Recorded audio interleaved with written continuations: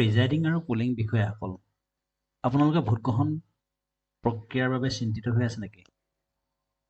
ভোটগ্ৰহণ প্ৰক্ৰিয়া সুচাৰুৰূপে সমাপন কৰিবলৈ তাৰ কাৰ্যক্ৰমণিকা ধাৰাবাহিকভাৱে এফালৰ পৰা ক'বলৈ বিচাৰিছোঁ, এই ধৰণে কৰি গ'লে আপোনালোকে কোনো অসুবিধা নোপোৱাকৈ ভোটগ্ৰহণ কাৰ্য সমাপন কৰি আহিব পাৰিব। ভোটগ্ৰহণত নিয়োজিত বিষয়া কৰ্মচাৰীসকল, বিশেষকৈ পুলিং আৰু প্ৰিজাইডিং বিষয়াসকল, আপোনালোকে আগদিনা নিৰ্ধাৰিত স্থানলৈ গৈ ভোটগ্ৰহণৰ সামগ্ৰীবোৰ সংগ্ৰহ কৰিব লাগিব আৰু ভোটগ্ৰহণৰ সামগ্ৰীবোৰ সংগ্ৰহ কৰাৰ আগমুহূৰ্তত আপোনালোক দলটো একেলগ হৈ প্ৰিজাইডিং বিষয়াই তেওঁৰ মোবাইল নম্বৰটো জিলা ৰিটাৰ্ণিং বিষয়াৰ ওচৰত পঞ্জীয়ন কৰাই ল'ব আৰু ECI নেট এপটো তাৰ লগত সংযোগ কৰি ল'ব। তেতিয়া আপোনালোকে যিটো কেন্দ্ৰত নিয়োজিত হৈছে সেই কেন্দ্ৰটোৰ লগত আপোনালোকৰ ECI নেটটো সংযুক্ত হৈ পৰিব। তাৰপিছতে আপোনালোকে নিৰ্ধাৰিত ভোটগ্ৰহণ কেন্দ্ৰৰ বাবে সামগ্ৰীবোৰ সংগ্ৰহ কৰিব। কণ্ট্ৰল ইউনিটৰ পাৱাৰ বটনটো অন কৰি বেটেৰীটোৰ কাৰ্যক্ষমতা সম্পৰ্কে নিশ্চিত কৰিব। কিন্তু কণ্ট্ৰল ইউনিটৰ লগত বেলট ইউনিট আৰু ভিভিপেট কেতিয়াও সংযোগ নকৰিব আগদিনা। আপোনালোকক দিয়া বেলট ইউনিটত বেলট পেপাৰবোৰ উপযুক্তভাৱে লগোৱা আছেনে নাই, তাৰ এলাইনমেণ্টটো মিলিছে নাই সেইটো এবাৰ চাই ল'ব। আপোনালোকক এনেক্সাৰ থ্ৰীত এখন চেকলিষ্ট দিব। সেই চেকলিষ্ট অনুযায়ী বিভিন্ন ফৰ্মছ, এনভেলপ আৰু ভোটগ্ৰহণৰ অন্যান্য সামগ্ৰীবোৰ পাইছে নাই এবাৰ মিলাই চাব। পেপাৰ চিলৰ চিৰিয়েল নম্বৰসমূহ পৰীক্ষা কৰিব। আপোনালোকক যিখন mark copy of elector roll দিব সেইখন এবাৰ পৰীক্ষা কৰি ল'ব। তাৰ অংশ নম্বৰ, পৃষ্ঠা নম্বৰ, চিৰিয়েল নম্বৰবোৰ ঠিকমতে আছে নাই বা চাই ল'ব আৰু তাত কিবা বেলেগ মাৰ্ক কৰা আছে নেকি সেইটো এবাৰ নিশ্চিত হৈ ল'ব। যদি লগতে আপোনালোকক এখন প্ৰতিদ্বন্দ্বী প্ৰাৰ্থীৰ তালিকা দিব। সেই প্ৰতিদ্বন্দ্বী প্ৰাৰ্থীৰ তালিকাখন পিছদিনা পুলিং ষ্টেচনৰ বাহিৰত আনি থ'ব লাগিব আৰু সেই প্ৰতিদ্বন্দ্বী প্ৰাৰ্থীৰ তালিকাখনৰ লগত আপোনালোকৰ বেলট ইউনিটৰ তালিকাৰ প্ৰাৰ্থীৰ নাম, ফটো আৰু প্ৰতীক চিহ্ন মিলিছেনে নাই সেইটো এবাৰ নিশ্চিত হ'ব। আপোনালোকে ভোট কেন্দ্ৰলৈ নিবলগীয়া গুৰুত্বপূৰ্ণ বস্তুকেইটা হৈছে সকলোৱে গুৰুত্বপূৰ্ণ, কিন্তু ইয়াৰ তাৰ উপৰিও ইনডেলিবল ইংক, এৰ', ক্ৰছমাৰ্ক, ৰাবাৰ ষ্টাম্প আৰু ব্ৰাছ চিল এইকেইটা সযতনে লৈ ল'ব। লগতে ভোট কেন্দ্ৰৰ এলেকা নিৰ্ধাৰণ কৰা জাননীখন আছে নাই সেইটো এবাৰ নিশ্চিত হ'ব। সকলো বস্তু থকাটো নিশ্চিত হৈ আপোনালোকে নিৰ্ধাৰণ কৰি থোৱা গাড়ীখনেৰে ভোট কেন্দ্ৰলৈ ৰাওনা হ'ব আৰু ভোট কেন্দ্ৰত গৈ পোৱাৰ পিছত ECI নেট এপত আপোনালোক যে গৈ পালে সেই তথ্যটো আপলোড কৰিবলৈ নাপাহৰিব। তাত গৈ পোৱাৰ লগে লগে ভোট কেন্দ্ৰটো পৰ্যবেক্ষণ কৰিব। ভোট কেন্দ্ৰটো উপযুক্তভাৱে কেনেধৰণে সজাব পাৰি সেইটো এটা পৰিকল্পনা কৰি থ'ব। পিছদিনা যাতে ভোটাৰৰ বাবে পৰ্যাপ্ত ঠাই থাকিব সেইটো এটা লক্ষ্য কৰিব আৰু পুৰুষ মহিলাৰ বাবে পৃথক পৃথক শাৰী ব্যৱস্থা কৰাৰ কথা পৰিকল্পনা কৰিব আৰু প্ৰৱেশ প্ৰস্থানৰ ব্যৱস্থাটো কৰিব। ভোট কেন্দ্ৰৰ ভিতৰত আৰু ভোট কেন্দ্ৰৰ বাহিৰত যদি কোনো ৰাজনৈতিক নেতাৰ ফটো থাকে তাক আঁতৰাব বা সম্পূৰ্ণকৈ ঢাকি পেলোৱাৰ ব্যৱস্থা কৰিব। পিছদিনা অৰ্থাৎ ভোটগ্ৰহণৰ দিনা প্ৰথম কামবোৰ হৈছে পৰিকল্পনা অনুসৰি উপযুক্তভাৱে সজোৱা। ভোট কেন্দ্ৰটো সজোৱাৰ পাছত আপোনালোকে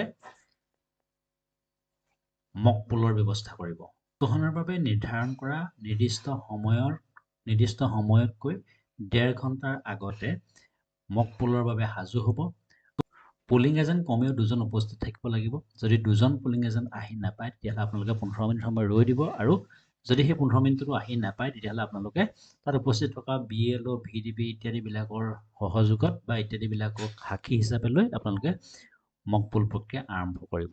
পুলিং এজেণ্টসকল আহি পোৱাৰ লগে লগে তেওঁলোকে যিখন ফৰ্ম 10ত নিযুক্তি পত্ৰ লৈ আহিব সেই নিযুক্তি পত্ৰখন পৰীক্ষা কৰিব। নিযুক্তি পত্ৰবোৰ নিৰ্দিষ্ট খামত ভৰাই থ'ব আৰু তেওঁলোকক RP Act 1951ৰ 128 ধাৰাৰ অনুসৰি গোপনীয়তাৰ বিষয়ে বুজাই দিব। পুলিং এজেণ্টসকলক বহাৰ ব্যৱস্থা কৰি দিব আৰু তেওঁলোকক একোখন এণ্ট্ৰি পাছ প্ৰদান কৰিব। তাৰ লগতে account of entry pass issued to polling এজেণ্টৰ প্ৰপত্ৰখন পূৰাবলৈ নাপাহৰিব। পুলিং এজেণ্টৰ মুভমেণ্ট শ্বীটখন সময়মতে ব্যৱহাৰ কৰিবলৈ টেবুলত উলিয়াই থ'ব। ভোটকেন্দ্ৰ সাজু হোৱাৰ পাছত বাহিৰত আপোনালোকে প্ৰতিদ্বন্দ্বী প্ৰাৰ্থীৰ তালিকাখন আৰু ভোটকেন্দ্ৰই সামৰা অঞ্চলৰ জাননী দুখন আঁৰি দিব। মক পোল আৰম্ভ কৰাৰ তথ্য ECI নেট এপত আপলোড কৰিব।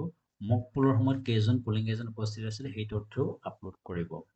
আপোনালোকক জনাইছোঁ যে মক পোলৰ প্ৰক্ৰিয়া বা ভোট গ্ৰহণৰ লগত জড়িত বিভিন্ন কাৰ্যক্ৰমণিকাৰ বিষয়ে মই ইতিমধ্যে কেইবাটাও ভিডিঅ' আপলোড কৰি থৈছোঁ। আপোনালোকে প্ৰয়োজন হ'লে সেই ভিডিঅ'বোৰ চাই ল'ব পাৰিব। ডিছক্ৰিপশ্যনত লিংক দি দিছোঁ। মক পোল কৰাৰ পাছত আপোনালোকে কণ্ট্ৰল ইউনিটৰ পৰা ডাটা ক্লিয়াৰ কৰিব আৰু ভিভিপেটৰ ড্ৰপ বক্সৰ পৰা পেপাৰ শ্লিপসমূহ উলিয়াই হিচাপ কৰিব। পাছফালে মক পোল শ্লিপ বুলি লিখা চিলটো আৰু ডিষ্টিংগুইছিং চিল মাৰি ব্লেক এনভেলপত ভৰাই পিংক পেপাৰ চিলেৰে চিল কৰি দিব। তাৰপিছত উপস্থিত থকা পলিং এজেণ্টসকলৰ স্বাক্ষৰ লৈ মক পোল চাৰ্টিফিকেট প্ৰস্তুত কৰিব। মক পোল কাৰ্যসূচী সুকলমে সম্পন্ন হৈ যোৱাৰ পাছত আপোনালোকে একচুৱেল পোলৰ বাবে মেচিনটো চিল কৰিব লাগিব। মেচিনটোত প্ৰথমতে গ্ৰীণ পেপাৰ চিলৰ নম্বৰটো টুকি ৰাখক। গ্ৰীণ পেপাৰ চিলৰ বগা ফালে প্ৰিজাইডিং বিষয়াই চহী কৰক, পলিং এজেণ্টসকলৰ চহী লওক আৰু ডিষ্টিংগুইছিং চিলটো মাৰক। কণ্ট্ৰল ইউনিটৰ ৰিজাল্ট ছেকশ্যনত গ্ৰীণ পেপাৰ চিল লগাওক। স্পেচিয়েল টেগৰ নম্বৰটো লিখি ৰাখক। তাৰ নিৰ্দিষ্ট ঠাইত কণ্ট্ৰল ইউনিটৰ নম্বৰটো লিখক, পাছফালে চহী কৰক। যথাযথভাৱে লগাই চিল কৰিব। যথাস্থানত এড্ৰেছ টেগটো বান্ধি দিয়ক। ভিভিপেটৰ ড্ৰপ বক্সটোত এড্ৰেছ টেগেৰে চিল কৰিব। ইনডেলিবল চিয়াঁহী যাতে সৰি নপৰে তাৰ বাবে ইয়াক সুৰক্ষিত স্থানত ৰখাৰ ব্যৱস্থা কৰিব। মক পোল হৈ যোৱাৰ পিছত ভোট গ্ৰহণ প্ৰক্ৰিয়া আৰম্ভ হ'ব। ভোট গ্ৰহণৰ আগে আগে প্ৰিজাইডিং বিষয়াই ডিক্লেৰেশ্যন 1খন ঘোষণা কৰি পলিং এজেণ্টৰ চহী ল'ব। প্ৰথম ভোটাৰজনৰ তথ্য লিপিবদ্ধ কৰাৰ আগতে ৰেজিষ্টাৰ অফ ভোটাৰ 17 প্ৰথম পলিং বিষয়াই total in the control unit check and found to be 0 বুলি লিখি চহী কৰিব আৰু প্ৰিজাইডিং বিষয়াই নিৰ্দিষ্ট ঠাইত চহী কৰিব। ভোট গ্ৰহণ প্ৰক্ৰিয়া আৰম্ভ কৰাৰ লগে লগে ECI নেট এপত আপলোড কৰিব। ভিজিট শ্বীটখন টেবুলত সাজু কৰি ৰাখিব যাতে সময়ত ব্যৱহাৰ কৰিব পাৰি। 2 ঘণ্টাৰ মূৰে মূৰে 9 বজাত, 11 বজাত, 1 বজাত আৰু 3 বজাত ECI নেট এপত ভোটদানৰ তথ্য আপলোড কৰিব। মাজে মাজে টোটেল বুটাম টিপি ৰেজিষ্টাৰ অফ ভোটাৰৰ তথ্যৰ লগত মিলিছেনে নাই এবাৰ পৰীক্ষা কৰিব। জটিল পৰিস্থিতি যেনে challenge vote, blind and infirm voter, tender vote আদি পৰিস্থিতিবোৰ নিজেই চম্ভালিব।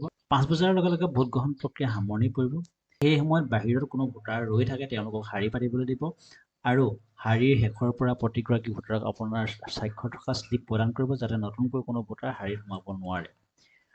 শেষৰ ভোটাৰজনে ভোট দিয়াৰ পাছত 17A অৰ্থাৎ ৰেজিষ্টাৰ অফ ভোটাৰত last serial number of voter বুলি লিখি শেষৰ চিৰিয়েল নম্বৰটো লিপিবদ্ধ কৰিব আৰু চহী কৰি দিব। কণ্ট্ৰল ইউনিটৰ টোটেল বুটামটো টিপি মুঠ ভোটদানৰ তথ্যটো টুকি ৰাখিব। তাৰ পাছত ক্ল'জ বুটামটো টিপি ভোট গ্ৰহণ প্ৰক্ৰিয়া অন্ত পেলাব। লগে লগে কণ্ট্ৰল ইউনিটৰ পাৱাৰ ছুইচটো অফ কৰি দিব আৰু কণ্ট্ৰল ইউনিট, বেলট ইউনিট আৰু ভিভিপেট ডিছকানেক্ট কৰিব আৰু সংশ্লিষ্ট বাকচত ভৰাই এড্ৰেছ টেগটো লগাই চিল কৰি দিব।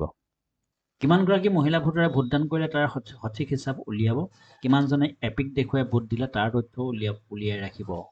17C প্ৰপত্ৰখন সম্পূৰ্ণকৈ ফিল আপ কৰিব আৰু উপস্থিত প্ৰতিগৰাকী পলিং এজেণ্টক ইয়াৰ এটা এটেষ্টেড ট্ৰু কপি প্ৰদান কৰিব। মনত ৰাখিব 17C তথ্যৰ লগত ECI নেট এপৰ তথ্যবোৰ হুবহু মিল থাকিব লাগিব। ভোটদান সম্পূৰ্ণ হোৱাৰ পাছত প্ৰিজাইডিং বিষয়াই ডায়েৰী সম্পূৰ্ণ কৰিব। Presiding officer report 3, presiding officer declaration 3 আৰু 4 পূৰণ কৰি পলিং এজেণ্টৰ চহী ল'বলৈ নাপাহৰিব। সকলো নিৰ্বাচনী নথিপত্ৰ পূৰণ কৰি নিৰ্দেশনা অনুসৰি বেলেগ বেলেগ পেকেটত চিল কৰিব।